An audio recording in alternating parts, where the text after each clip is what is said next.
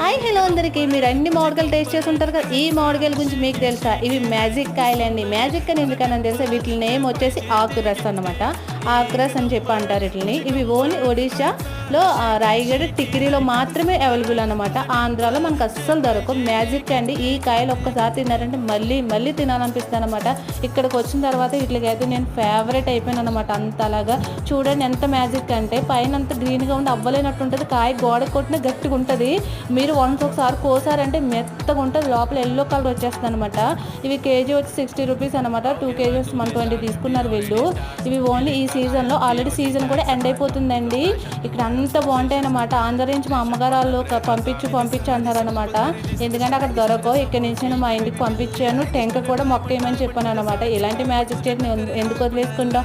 ఆకురస్ మామిడికాయలు మీకు తెలుసా? తెలిస్తే నాకైతే కామెంట్ చేయండి. ఈ టేస్ట్ ఒక్కసారి తింటే మళ్ళీ మళ్ళీ జన్మలో వచ్చాం. Thank you for watching. Bye.